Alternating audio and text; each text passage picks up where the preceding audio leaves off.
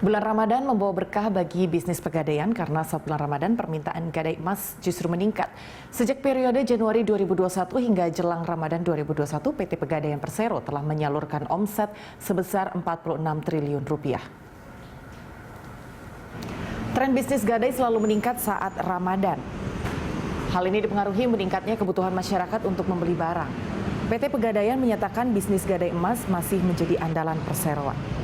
Sejak bulan Januari 2021 hingga menjelang Ramadan tahun 2021, Pegadaian telah menyalurkan omset sebesar 46 triliun rupiah.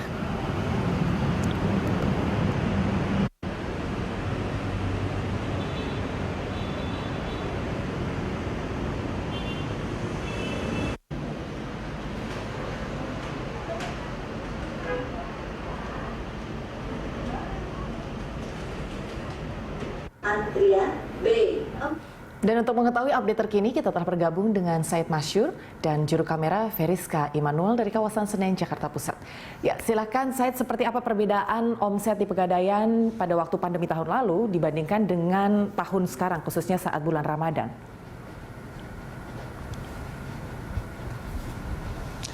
Ya, Anggi dan juga pemirsa, memang memasuki jelang bulan Ramadan ini, aktivitas gadai di tengah masyarakat ini mengalami peningkatan seperti itu. Ini seiring juga dengan kebutuhan modal usaha masyarakat di bulan Ramadan ini yang akan melakukan usaha atau dagang di bulan Ramadan, begitu juga dengan memasuki Idul Fitri. Kemudian di masa pandemi COVID-19 juga kemarin di saat semua industri terdampak ini, PT Pegadaian masih mencatatkan nilai positif sebab dalam masa-masa sulit warga ini disebut membutuhkan dana segar, sehingga banyak warga yang menggadaikan barang di PT Pegadaian ini untuk memenuhi kebutuhan di masa-masa sulit pandemi COVID-19.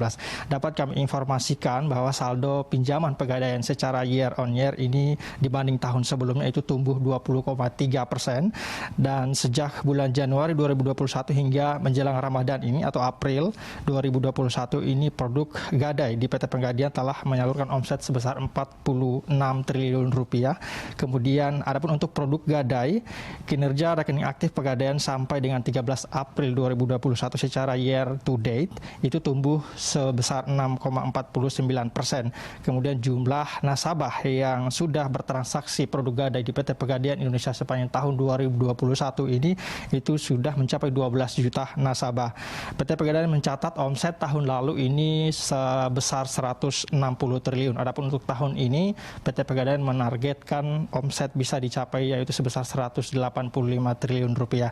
Nah, untuk mengetahui lebih lanjut seperti apa tren gadai di tengah masyarakat saat ini dan juga kondisi omset terkini yang ada di PT Pegadaian, berikut ini wawancara kami dengan Direktur Jaringan Operasi dan Penjualan PT Pegadaian, Bapak Damar Lantri Setiawan.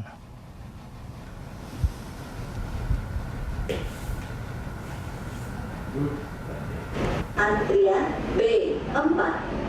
Tren gadai masih didominasi emas, jadi 90% yang masuk di barang jamin kami adalah emas, gitu kan.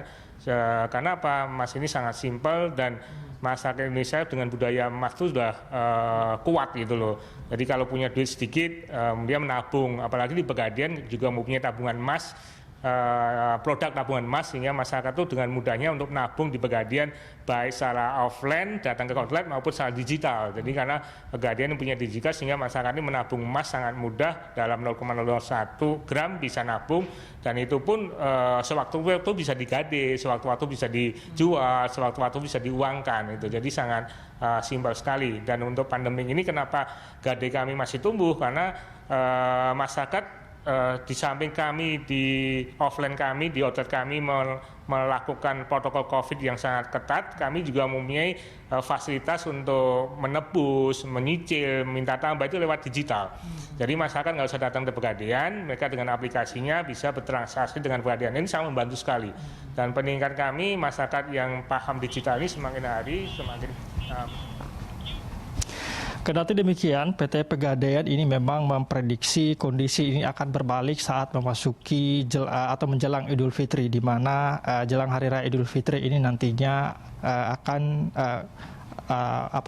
gadai di tengah masyarakat ini akan dipengaruhi oleh cairnya tunjangan hari raya yang akan dicairkan oleh perusahaan atau pemerintah terhadap karyawannya sehingga akan mempengaruhi daya gadai masyarakat memasuki Idul Fitri.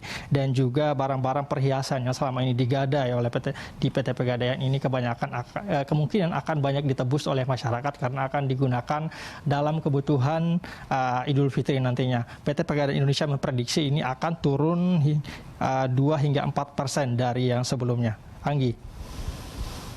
Disediakan oleh PT Pegadaian untuk mempermudah nasabah ketika ingin melakukan gadai.